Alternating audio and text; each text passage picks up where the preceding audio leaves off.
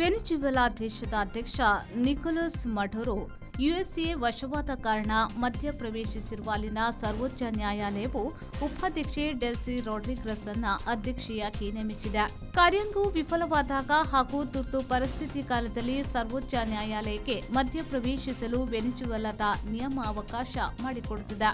ಅದರಂತೆ ವೆನಿಜುವೆಲಾದ ಸರ್ವೋಚ್ಚ ನ್ಯಾಯಾಲಯವು ಬಿಕ್ಕಟ್ಟಿನ ಈ ಸಂದರ್ಭದಲ್ಲಿ ಮಧ್ಯಪ್ರವೇಶಿಸಿ ಉಪಾಧ್ಯಕ್ಷೆ ಡೆಲ್ಸಿ ರೊಡ್ರಿಗಸ್ ಅವರಿಗೆ ಅಧ್ಯಕ್ಷರ ಕಾರ್ಯಭಾರ ನಿರ್ವಹಿಸುವಂತೆ ಸೂಚಿಸಿದೆ. ವೆನಿಜುವೆಲಾ ಅಧ್ಯಕ್ಷ ನಿಕೋಲಸ್ ಮಡುರೋ ಮತ್ತು ಪತ್ನಿ ಸಿಲಿಯಾ ಫೋರ್ಸ್ ಯುಎಸ್ಎ ಸೇನೆಯ ವಶದಲ್ಲಿದ್ದು, ಅದರಲ್ಲಿ ಮಡುರೋರನ್ನ ನ್ಯೂಯಾರ್ಕ್ ಜೈಲಿನಲ್ಲಿ ಇರಿಸಿರುವುದಾಗಿ ತಿಳಿದು ಬಂದಿದೆ.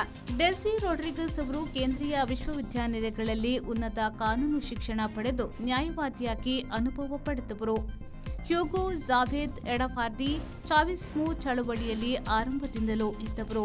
ವಿದೇಶಾಂಗ ಸಚಿವೆ ಮೊದಲಾದ ಸರ್ಕಾರಿ ಹುದ್ದೆ ನಿರ್ವಹಿಸಿರುವ ಡೆಲ್ಸಿ ಅವರು ಮಡುರೋ ಸರ್ಕಾರದಲ್ಲಿ ಉಪಾಧ್ಯಕ್ಷೆಯಾಗಿದ್ದರು.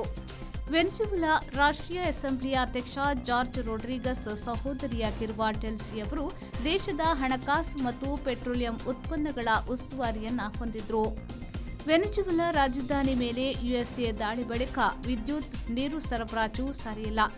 ಜೊತೆಗೆ ಆಹಾರ ಮಳಿಗೆ, ಬಹುವಸ್ತು ಮಳಿಗೆಗಳಿಗೆಲ್ಲ ಮುಚ್ಚಿ ತೊಂದರೆ ಆಗಿರುವುದಾಗಿ ಅಲ್ಲಿರುವ ಭಾರತೀಯರು ಹತಾಶೆ ವ್ಯಕ್ತಪಡಿಸುತ್ತಾರೆ.